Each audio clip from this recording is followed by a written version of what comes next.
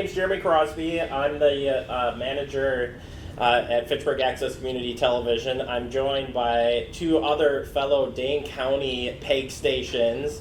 My friend Will over there from Monona, and everybody's favorite comedian, Jeff Robbins from Prairie Media Center. What kind of weird introduction is that? Well, that's just the way it is, Jeff. Today we're going to be talking about how to get advocates through different, different mediums, but really I'm going to represent the government end of things, how to get the government on board with being an advocate for your station. Will is going to cover the school district end of it, and Jeff is going to cover the media center from the volunteer end and beyond. Wow. So, Riveting. I also have the privilege, and you can see him on screen, is our mayor from the city of Fitchburg, Richardson. He's taken the time today to join us and talk about the relationship that FACTv has had with the city and the importance of being that advocate. And the mayor has been a big advocate for FACTv, so excited for that. So we're going to hide the mayor for just a second here, so you can see this.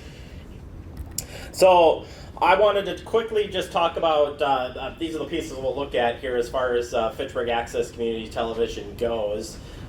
We've kind of really narrowed our focus. I've been with the station since 2010.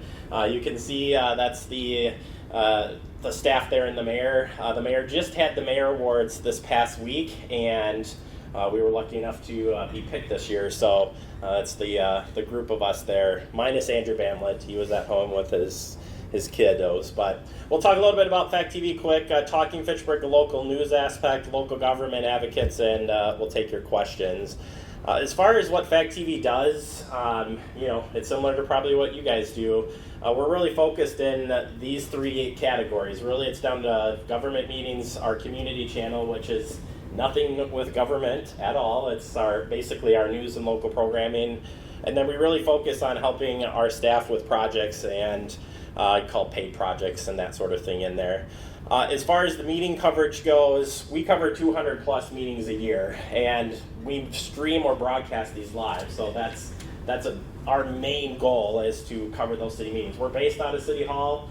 That's where our office is. So we have access to all the different meeting rooms, and I'm just showing you the two rooms that we're using now because of the pandemic. But our goal is to broadcast them live, have them available on demand. We started moving our meetings as a backup because we're running out of space over to YouTube. So while that looks like they're all the same, they're all different. But we wanted people to be able to have long-term access. We were saving our meetings since 2010, and we officially ran out of room last year, so we had to start moving things to a different platform for video on demand.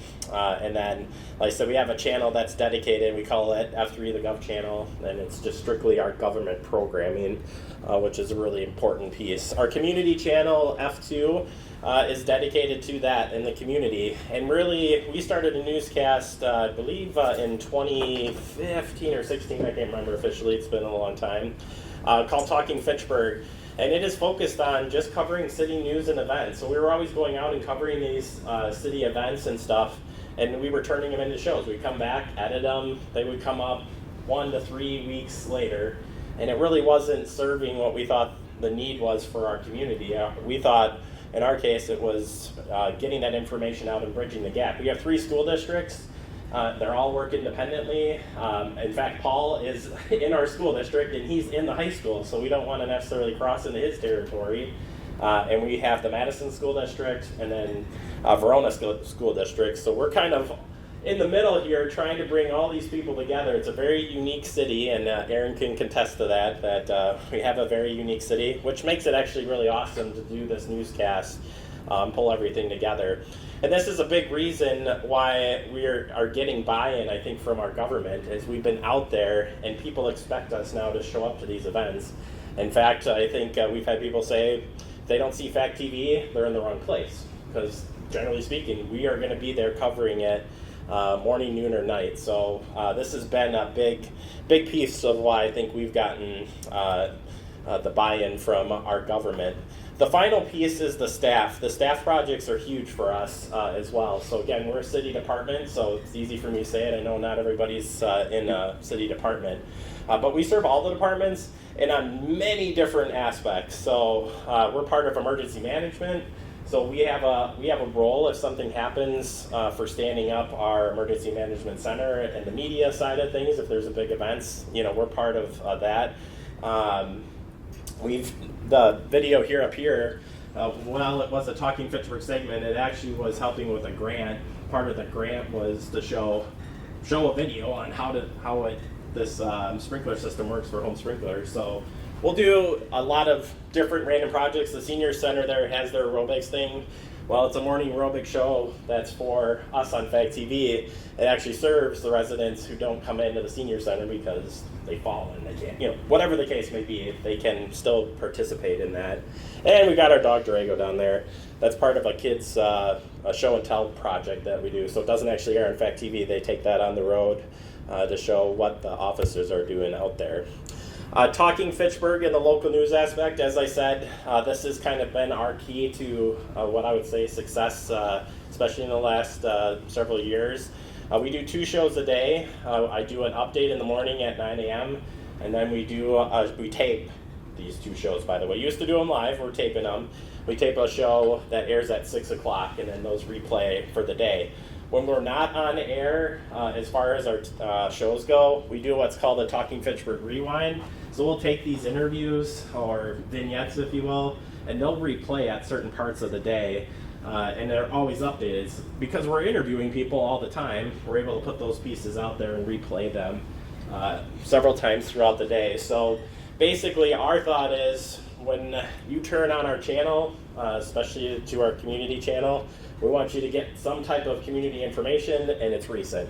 Because before that, it wasn't really recent. And we would just put things up there and rebroadcast them and rebroadcast them and rebroadcast them. You know the story. This way it looks like it's relevant when they see things pop up that we've been doing. Yes, there's a lot of me, which I don't like. I was self-appointed because nobody else on my staff wanted to do the on-camera thing. But it serves its purpose, and Aaron can talk about that. And Aaron, I'm gonna bow out on this slide here and pull you back up to kind of talk about FACTv and your thoughts on some of the stuff we just talked about. Uh-oh, that was the wrong button to hit. Oh, you're gonna cut me off? Sorry, sir.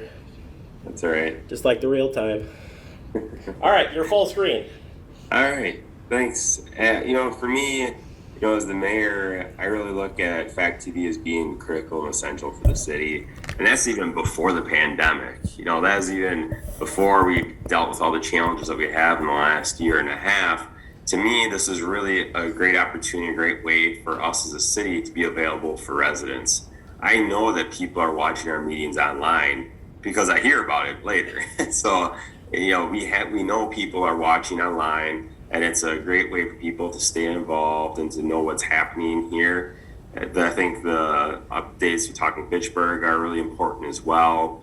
It's a great way for us to do some feel-good stuff with businesses because the staff will go out and they'll interview businesses and they'll talk with businesses about their, especially new businesses and ribbon cuttings and things like that. It's really just kind of another neat way for them to get their name out there. It's something that, I think all of the people on council have found to be extremely valuable. The ability to not only watch things live, but also to pull them up later is really important and nice to have as well. I think that's a critical thing. We're talking about open government, to have that. And, we were fortunate because we invested in it, because it was so important to us when COVID hit, and all of a sudden you really can't go into meetings. We were able to work with Jeremy and his team and pivot to Zoom, and very quickly. And I won't say it was seamlessly. We were all kind of struggling at that point in time, but his team did a fantastic job of figuring out how to make that work for us. And so that we were able to keep things going as a city. And we just kept going. Things didn't slow down much in Fitchburg, I'll tell you that. I heard about some people who were canceling lots of meetings, and it was hard for them to get, information out. that wasn't the case for us. And a big part of that is the investment that we put into talking to Fitchburg and FACTv and Jeremy and his team. I think, as we come out of COVID, that's still a critical piece as we look to see. I think a lot of people are gonna, now that they know, even more people know about this, I think more and more people are using it. And I think that's something you just have to have as a city. I think that, at one point in time, it was primarily funded by franchise fees. And as all of you know, those are going down. People are cutting the cord. I cut the cord myself.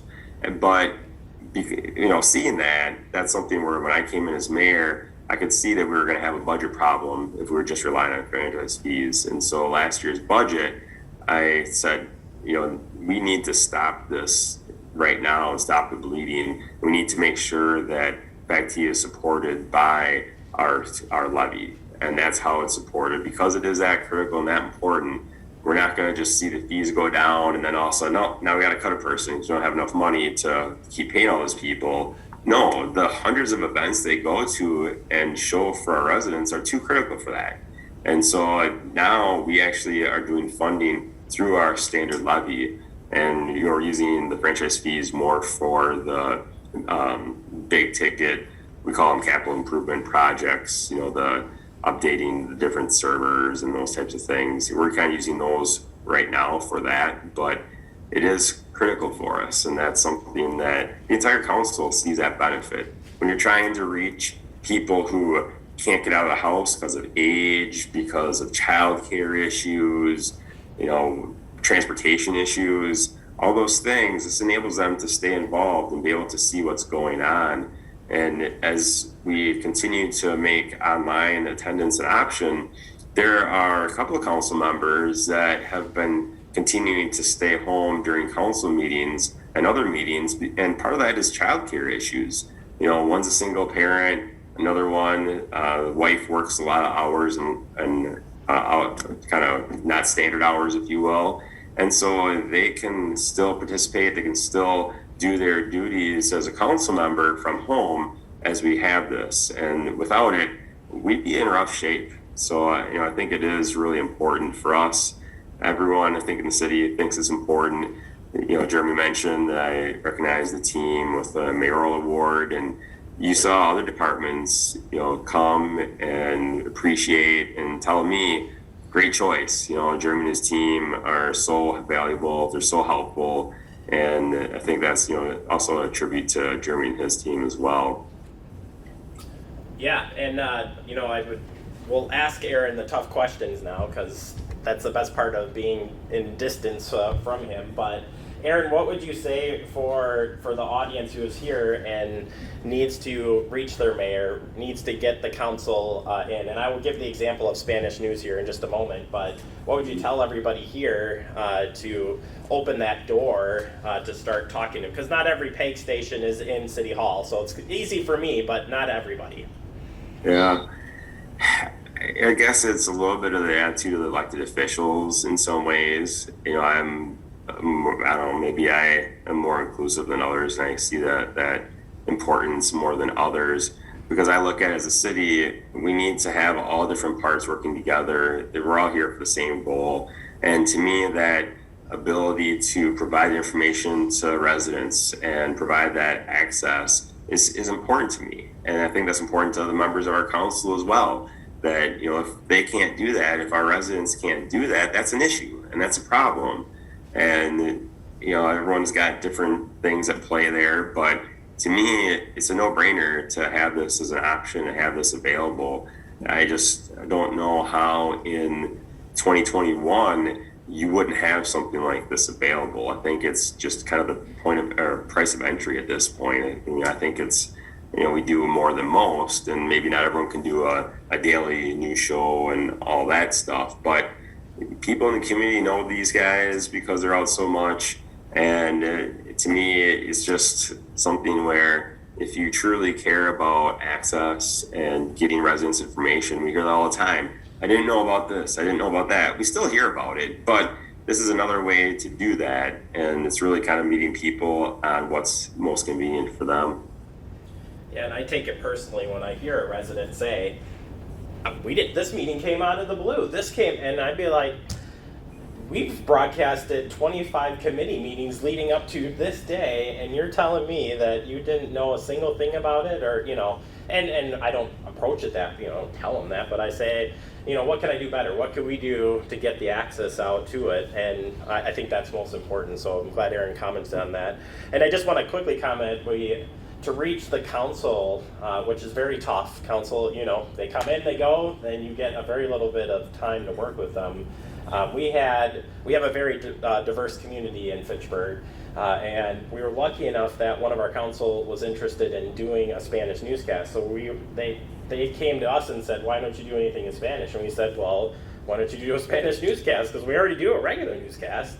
We'll just take that content and move it over, and you be the host." And she put her money where her mouth was, and now she's doing that, and that's helped, I think, build that relationship with council. Other council people then that she works with started talking to them, and she became a big advocate for who we are and what we do. And I think, Aaron, I think that was an important piece as well to break through and become an advocate.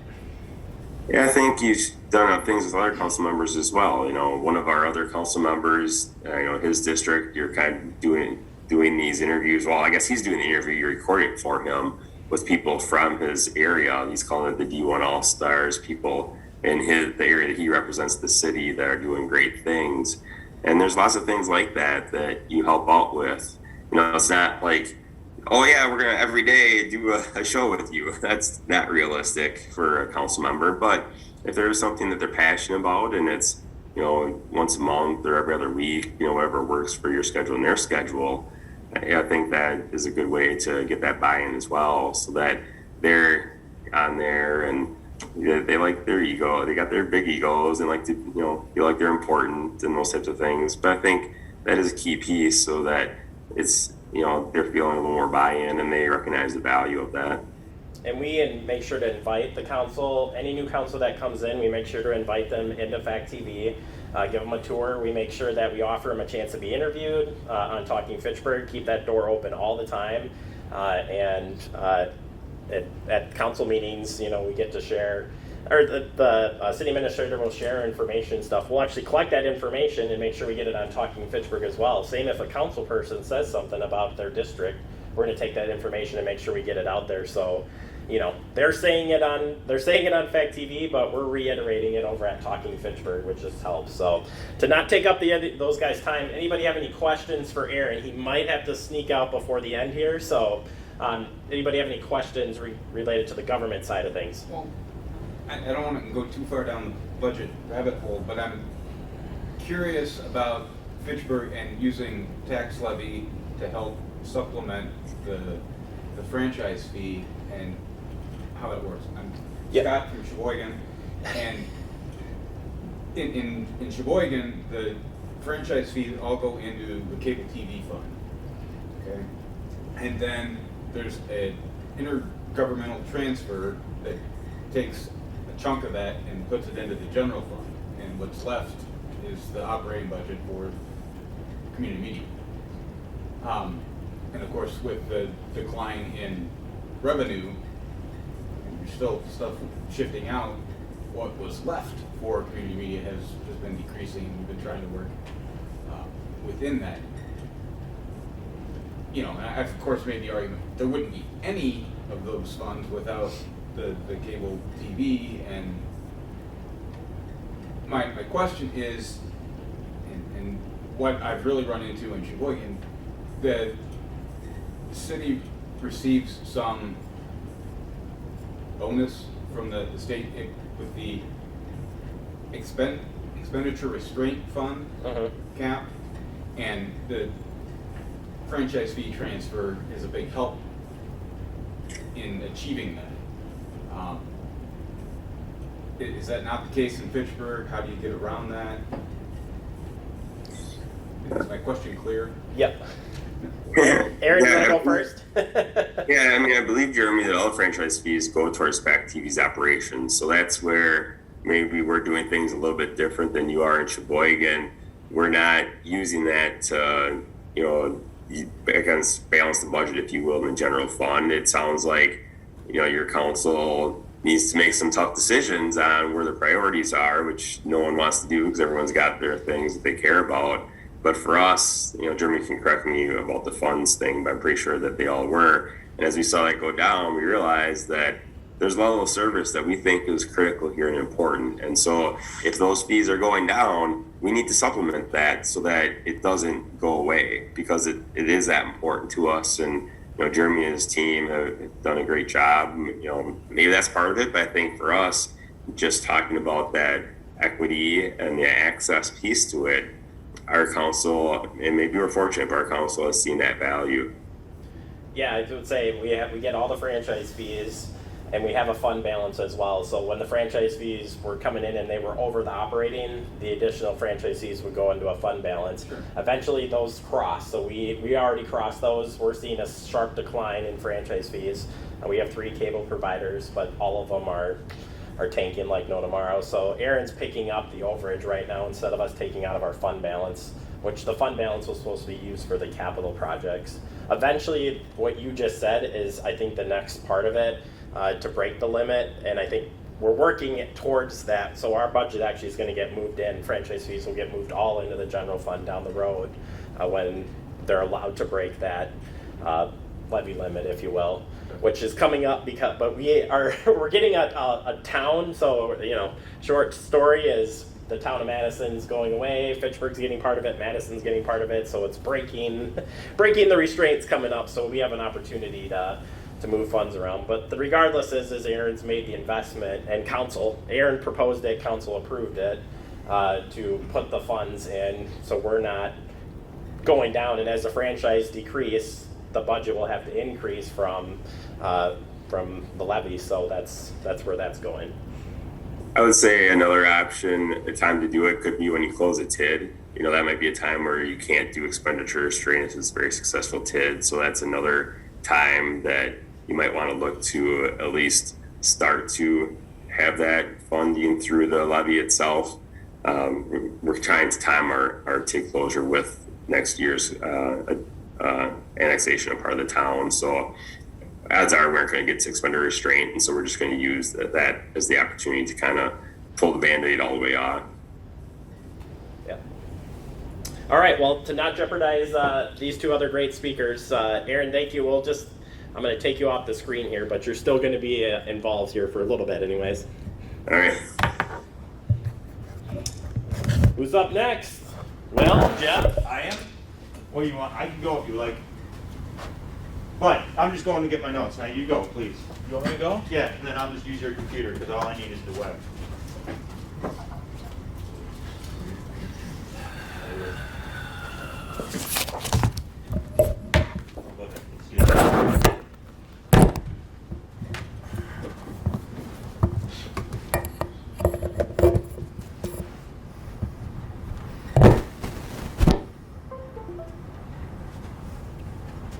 Hey, there it is. What do you know? Well, thank you, Mr. Crosby. I appreciate that. Hi, my name is Jeff Robbins. I'm the director of the Prairie Media Center. If you don't, well, I'm going to skip that joke because we're running long. Okay.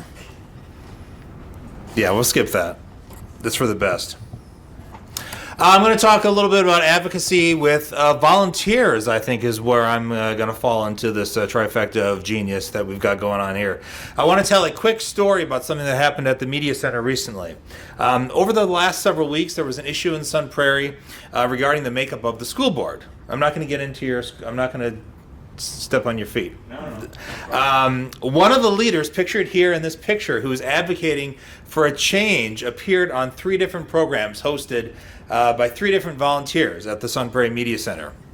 Unfortunately, and Andy, we talked about this morning in the LPFM thing, one of the experiences turned out to be very unpleasant for this person, with a host who disagreed with her position and, unbeknownst to her and to me, brought a second person on the show who disagreed with her, forcing her into an uncomfortable 2-against-1 situation on a live program. I was not at the center when this was going on, and I heard about this later via a phone call from her. Now, why am I telling a story about someone who had a crummy experience at our media center when I'm supposed to be talking about advocates for our media center? Because in the same phone call, Tracy, who is the woman on the right in this picture, made to me, she also told me how much she enjoyed her other experiences on the other 2 Media Center programs on which she appeared. She said that she only appeared on the, if she said that she had only appeared on the one program, she would have had a very negative impression of the Media Center. But since she had 2 out of 3 positive experiences, she knows the bad experience wasn't the fault of the Media Center, and she would be happy to work with us again. So where am I going with this? I'm not going there. Next. Thank you. So that leads me to my first, or maybe my only, potential group of advocates in the group that I feel are the most important to obtain and retain. Jeremy, what does that say? It says volunteer producers. Volunteer producers. So if someone is willing to put in the time and the effort into learning the technical equipment, researching potential guests and topics, writing questions for an interview, scouting locations, whatever, and then recording the program, or better yet, a series of programs at your media center, you should, in the words of Jerry Seinfeld, hang on to that person like grim death. Our mission at the Sun Prairie Media Center is partially to inform and educate the public and our producers through the shows they oversee. Go a long way to making that happen. The thing about volunteer producers is typically they have an ego, which is what gets them in front of the camera or in front of the microphone. So they are going to do a lot of promotion for you and your center, even if it is just word of mouth. But occasionally you might strike gold with a volunteer producer like my friend Dan Presser here, who is pictured at the bottom right, who was already well known in the community through his history as a former news anchor on KOW Channel 27 in Madison. He's well connected through the community, and he's afforded a little more access by city staff, city council, and other city leaders when he makes a phone call to them. The beauty of his participation is it gives immediate credibility to what the Media Center is doing and is able to do. Relating back to my other slide, obtaining and retaining volunteer producers is hard. We're living in a time where service industries seem to have a tough time finding people to work even for pay. So I know that's an issue. But it really helps if you can acquire a diverse range of volunteers, something we struggle with, as you see all of the white faces here on this slide. But if you can't be diverse ethnically, at least try not to be in a situation where one volunteer is the only public affairs voice or face of your station. If he or she can't help but be biased politically, you're going to have a tough time getting people to participate in programming. Worse yet, the political agenda of your media center might come into question even if you don't have a political agenda. I also want to give a shout out to one of our best behind the scenes volunteers, Tim Hatfield, who is in the purple shirt near the bottom of that slide. As much as I love on camera and on air producers, oftentimes your best friend is a guy or a girl who just wants to run a camera and can do so competently. Oftentimes Tim goes to events on his own and people are always happy to see him. They know who he is, they're always happy to help him, and he's always happy to cover whatever event he's covering as best as he can. This last summer I went to an opening of a splash pad in Sun Prairie with him. It was my first visit to the splash pad, and he had been there all spring and summer documenting the construction. At the opening, one of the construction managers went up to him and thanked him profusely for all the great video he had been collecting all spring and summer, and wanted to make sure he was getting all he needed to get at the opening. And I was just standing there like a dummy, thanking myself that I had such a good representative for the Media Center. And as you can see, he always wears his, maybe you can't see it, but that's a Sun Prairie Media Center t-shirt. He always wears that shirt out on the field. So nothing is a better advocate for your organization than competency, as I am competent with this program. So how do you get volunteers, Jeremy Crosby? That's why I'm here. Okay.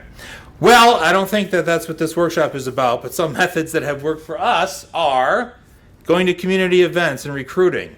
You might have to start from ground zero and talk about what your media center even is or does before you get to the volunteer part. But face-to-face interaction is often best. Friends, family, neighbors, either yours or other friends, family, or neighbors. One of our newest radio hosts is a neighbor of Colin Lessig, who runs the day-to-day operations of our radio station. Local schools. Perhaps your local school has a media club or that you could partner with, or just kids that they know that have an interest in media. You can advertise on your social media, of course, or your city's website, flyers at area businesses, inquire at local libraries or other nonprofits to see if you can interest people predisposed to volunteering. Or advertise, where, Jeremy? In local media. Which brings me to my next category of advocates. I talked before about times being tough for the service industry. Times, of course, have been tough on local media for a while now. We talked about that this morning with the keynote speaker. But if your town still has a local newspaper, the editor and reporters for that paper are great friends to make.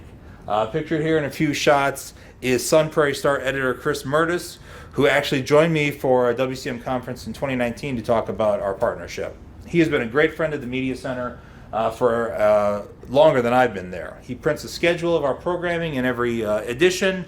He accepts and prints almost every press release that we send him. He's a member of the local Lions Club, and through that organization has helped us with various events and fundraisers.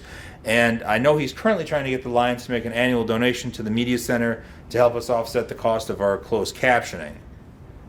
He also hosts 2 talk shows on our channel, Inside Your City and Talk of the Town, and his presence on those shows gives those shows immediate credibility. Even, our partnership is so strong, Will Nimmow, that even when he gave me a bag of coal on his annual Candy Canes and Coal show there in the lower right, or lower left, he was angry because we started charging memberships for producers. I wasn't even angry about it, believe it or not. Our Media Center Commission, how many people have centers that are overseen by a board of some kind? Not too many of you. Okay, well, it's true that our board isn't as active as I would necessarily like, but it's also true that when I need them for something, they usually tend to answer the call. For example, in 2018, we had a budget amendment that we needed to go to City Council for approval. Members of this Media Center Commission went to the Council, talked about why the Media Center was important, and the amendment did pass. We're very lucky to have State Representative Gary Hebel there on the lower left on our board since the 1970s. He's a very vocal advocate for community media, not only locally, but on a state level. It's also great if you can get members of your board involved in program production so you can get a better feel for how the center actually operates with a unique perspective on its strengths, challenges, possibilities. Our current chairperson does 2 programs. He does a music show and a show where he interviews city council members about what's happening at city council. City council, I guess Jeremy kind of covered that a little bit. Do I want to say anything about this? Well, just basically that we want to make sure that when we're out and about at community events, we always seek out council members to interview, to get them on the air. They love to be seen as being part of the community, and obviously if we show them as being part of the community, whether it's in video or on the radio, that gives them, that really helps their image, and they love that aspect of it. So that's another good way that they can advocate for us. Your local public library also is a great advocacy source for you as well. This is myself and our local public library director, Shwetha Hetzler. Chances are your library has a lot of the same patrons and a lot of the same goals and objectives to serve those patrons. We've partnered with the library to run Media Maker Labs, other programming that provides great marketing for us. And as the Sun Prairie Library looks to expand over the next couple of years, we hope to expand our partnership with a shared makerspace, which in turn should bring more attention to our media center. Will, what time is it? It is 3:38. How much time you need? Me? Hey, I could roll with it, man. You do it. Your Parks and Rec department, yes, another advocate for you. Chances are the Parks department in your area puts out a rec guide of some kind, whether it's digital or paper or both. See if they can print your programming. Even if you don't have a lot of programming, chances are they'll be happy to print or post basic information about volunteering or becoming a producer. Our department helped us glom onto their very successful Concerts in the Park series when our standalone event wasn't getting the kind of attention or attendance that we wanted. The event we held in partnership with them just this last year went very well. Here's a picture of that right there. We were not getting any sort of attendance like that when we were just doing it on our own. So it was a great partnership with the Parks Department. City staff, get them involved to produce PSAs, be guests on programs. Encourage them to keep the media center in the loop on marketing or press releases. Most city staffers think they are or think they are too busy to stop doing their jobs to promote what they do. If you can help them do that, they really appreciate it. It makes them and you look good. Of course, if you can ingratiate yourself, as Jeremy obviously has, with the very top of city government, all the better. Our city administrator, Aaron Oppenheimer, still tells the story of how I asked him to start doing a city program about 8 years ago. He thinks that I did him the favor, but of course, making him a regular visitor and a contributor to the media center, he sees what's going on, sees us doing our best to make him look good, and that makes him a natural advocate for us. Okay. Also, another good source of advocacy is for-profit businesses. Your Chamber of Commerce, don't be afraid to look at them. We've had a really good relationship with the Bank of Sun Prairie. We're working with them for, they sponsor a lot of things that we do. They're looking at ways that they can further promote us in their 4 branches, so we're excited about that. We do share nights with Culver's, where we can easily raise a few $100s by doing practically no work. Wild East Town Honda donated a car to us, largely because of our good reputation in the city. I would recommend a good place to start fostering these relationships is through your local Chamber of Commerce. We work closely with them to produce programming. We have them as a regular presence on our news program. We're certainly at chamber events. I would also recommend partnering up with your local service groups, Optimist, Rotary, Exchange Club. The Lions Club supports us at our annual summer concert, celebrating our radio station anniversary. They actually run a beer tent, so that's always popular. At the Optimist Club, I'm a member of the local Optimist Club. They help us get involved in events that they're doing that helps our visibility, and they also partner with us with our Kids 4 program to pay for the T-shirts, local school district. I'm going to let Will talk about that. So I'm going to skip that slide. Friends of Sun Prairie Media Center. We actually have a friends group. I would encourage your center, if it's at all possible, if it fits within your laws, local laws, to start a friends group. We've always had one, but we rebooted and retooled it a couple years ago, and it is made up of people who actively plan events, work on fundraising, and advocate for the media center through appearances at community events. I didn't have a picture of them, so I used a flyer for the last event that they sponsored, which was a trivia contest we did a couple weeks ago. And I'm excited about this group growing and getting bigger and stronger and more powerful. All right, Will, that's it for me. Any questions for me? Yes, in the back. What do you do with Culver's to raise money? So Culver's does these things called share nights, and between 5 through 8. Anybody that goes to Culver's and eats, whether it's drive-through or dine in, we get a portion of that, those sales. So we don't really have to do much of anything. We usually get about $600. We'd love to do those once a week if we could, but we can only do them once a year. Yes, Paul? Real quick, do you see any competition with your chamber?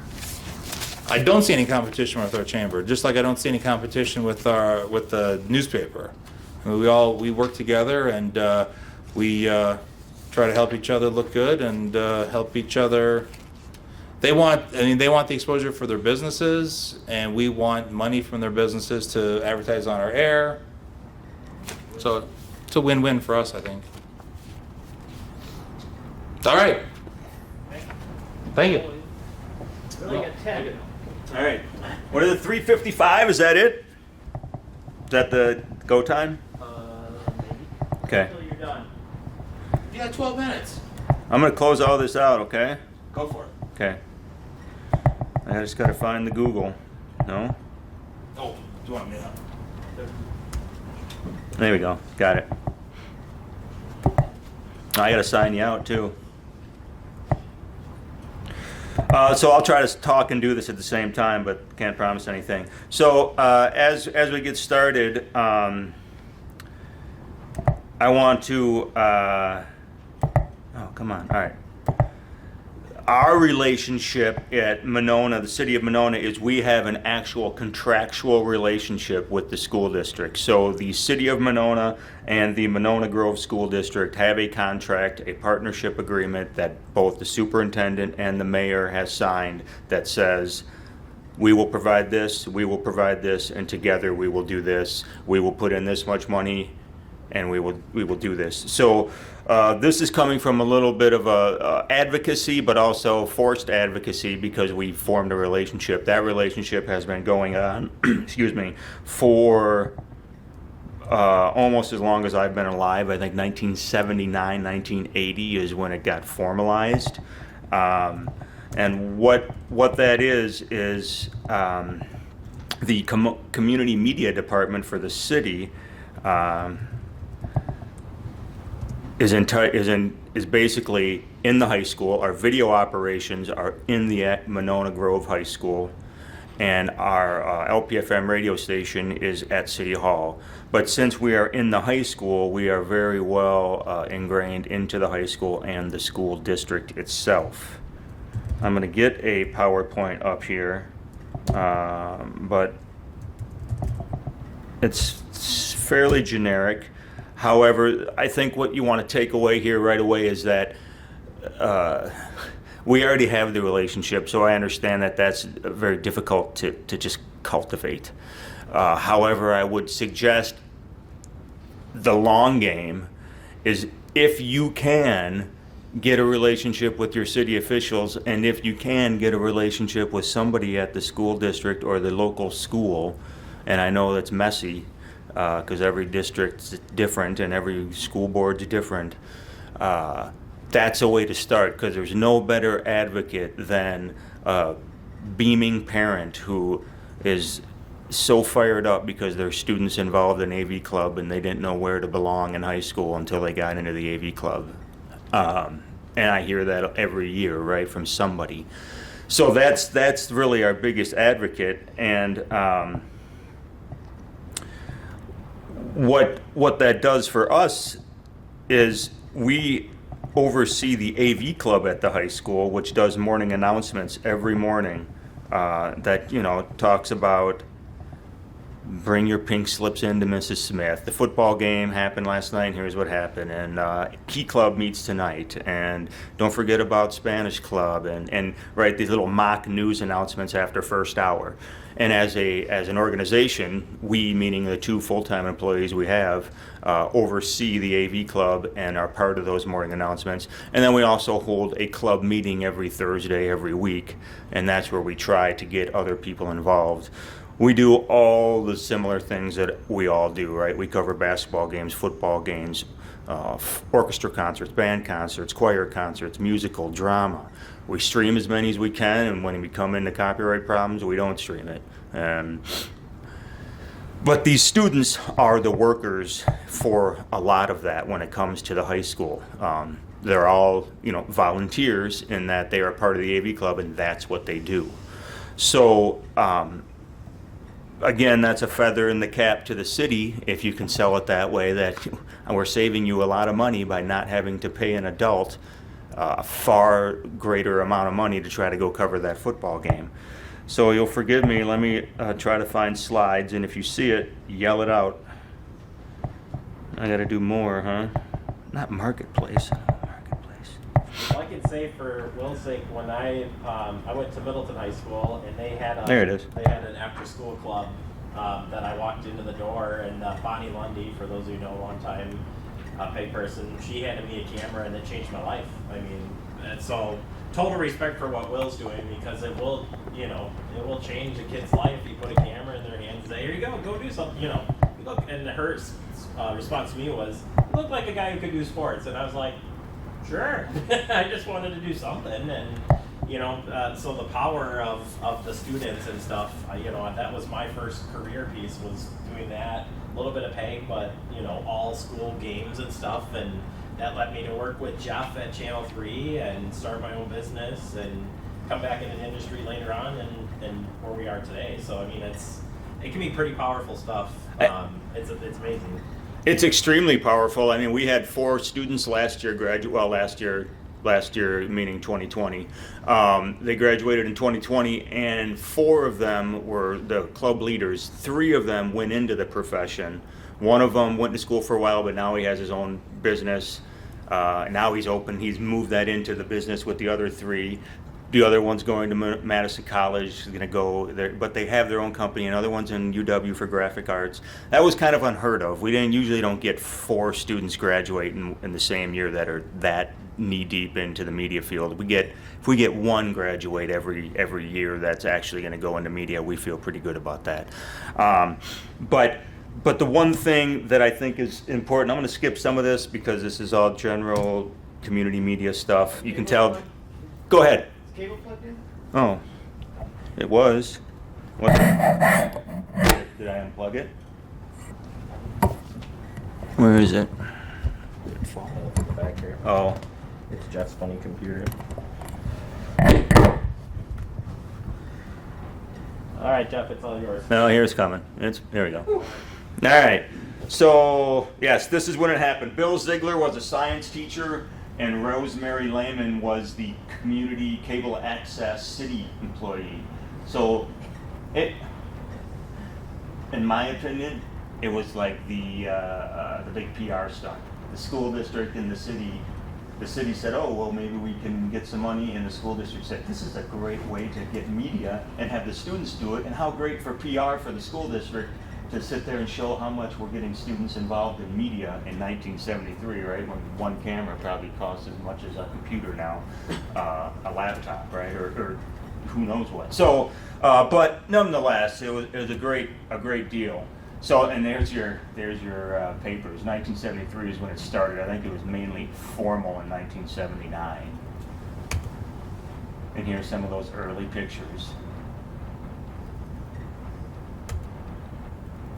So in 1999, I think is when it really fired up, and they got a new high school, and they built a studio in the high school. So we have a full-fledged studio. We just redid it this summer. Grid lighting, power up in the ceiling. We have, it was one room with a couple other rooms, but there was a big wall. They took the wall down. It's a pretty large area now, not as large as we'd like, but far better than it was. So they're committed to it. So again, this whole premise, I think, of what I should talk about is that this is the long game. I think you have to try to figure out who can you start talking to in the school district to get students involved. And I wouldn't even doubt if you talked to a high school or a middle school and said, hey, we can start a club and we'll show up once a week after school or whenever you want to. We'll bring equipment. It can be the AV club, and we'll get students involved. Maybe that's how you start it, and then all of a sudden you get them trained in, is what we do, right? They start as freshmen, and by sophomore or junior year, if they keep doing stuff, then we ask them, hey, do you want a job? Want to get paid? And then they start working city council meetings and plan commission meetings and school board meetings. Again, advocacy or money, we're paying the students a fraction of what we probably have to pay some of us in this room to show up for a meeting on a Sunday or on a Monday or a Wednesday night, right? We do 2 students for each meeting, so they get to goof around and not do much during council, but click back and forth between people. That's the old studio. So you can see the ceiling up there. That was taken out. Not that we're going to talk about that, but we do black magic, so that's the switcher you see there. And really, we didn't start streaming until 2014. We're not going to get into that. This was a presentation to council many years ago. I'm just kind of using it as a reference. And then the radio station, which, by the way, I have yet to get them fired up about. So if you have a radio station, you tell me how to get them involved, because I'm still struggling. Hire Jeff. Students? Yeah. Yeah. You have to sell it as doing podcasts and not radio. Yeah. That's one thing I've learned. Right. Which, right. So, podcast, just call radio podcast. Okay, got it. Just that easy. Right. So, this was one of the quotes that it was pretty progressive. I mean, back in '79, there wasn't a lot of partnerships between the city and the school, and doing something like this where back then, even more so than now, they were doing a lot of outreach for the school district and a lot of PR as students doing the productions. So the students do get involved in the school, I would say even more than they would as a regular student as well, because we're making, like last week, we put together a sportsmanship video, so the students helped create that per the athletic director's guidance. While I've been gone today, they were at a meeting with the school district, some representatives from the school board who want to do sustainability outreach, because our high school is getting the largest solar array on the roof in the state of Wisconsin for a high school. So they're fired up and they want to tell everybody about it. So they want to get students involved so that it can get on the morning announcements, so that things can happen. So they were a couple of the club leaders for the AV club were at that meeting with school board members in the high school during lunchtime, getting some ideas of what they're looking for in a video. So you also have to, I've learned, lower your expectation a little bit. I think that's the right way to say it. I don't expect them to create amazing things until they do. And they do, and there's been plenty of students who have graduated who are better at After Effects than I'll ever be, or even graphic layout and design layout. So that again is kind of that feather in the cap of this is a great advocacy, and yeah, we'd all love to have students, blah blah blah. We always hear about it. Oh, just get a student. I understand that. It's absolutely appreciate that, because I've certainly tried to do the college internship, and that's almost harder. So when you approach, if you were to approach a high school or a district to try to do this, I think the money is where you start. You start talking about here's what they can do when they learn, and then we won't, we're saving a little money there because we're not paying them as much. I mean, really, right? I call it exploiting the children. Maybe it is a little bit, but we're also giving them some opportunities they don't normally have to do a school board meeting, a council meeting, and a plan commission meeting.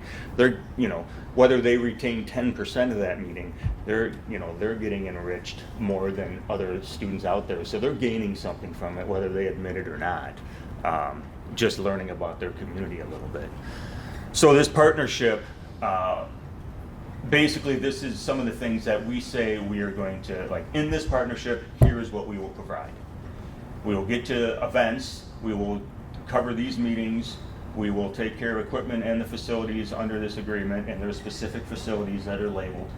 Wrap it up. All right, so AV support, we're going to supply that for some of the admin and the teachers.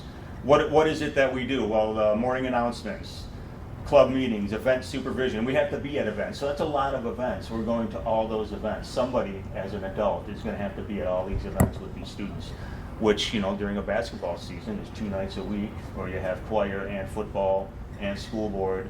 And if you don't have enough students to cover school board, which is where we're at right now because of the pandemic, we don't have as many student employees. We have 1 when we used to have 4 to 5. So I think we go through a lot of stuff here as far as showing. So here's, again, like everybody, here's a lot of the events we do, the basketball, the announcements. We did the Monona Grove Education Foundation, right? Every school district has a foundation. We produced a whole show for them for their gala for fundraising. We obviously support the teachers and all the events happening at the high school that we can. Did you charge the foundation for producing that? They did give us some money. It's peanuts, but they gave us some, yeah. Some more community events, right? We're just going to go through this. The formal agreement, we're going to cover these events. And I just want to keep going here. Students' work, experience, professional growth, right? Extending the learning environment outside the high school walls. That's where you tap into that high school. There's your sales tip right there, your elevator pitch to the superintendent. Here's what we're doing, because they're going out in the community and doing things under the guise of the AV club at the high school. Look what your high school is doing for these students. we're confirming all these things are going to happen, right? That's part of the agreement and why the school district gives us money. And they give us money, I don't know what other districts do, Fund 80. If you know what Fund 80 is, it's basically the money school districts had to spend on community things. I don't know what that is, but if they can put it under community partnerships, community learning, community this, reaching out to community, if they can put you in that box, they can put you under Fund 80. And for our district, again, I don't know if this is true or not, but a lot of what I hear is they have a lot of money in Fund 80 and they need to find things to spend it on. And so if I can be one of those things, if we can be one of those things, we're better off for it. AV support, again, very simple, right?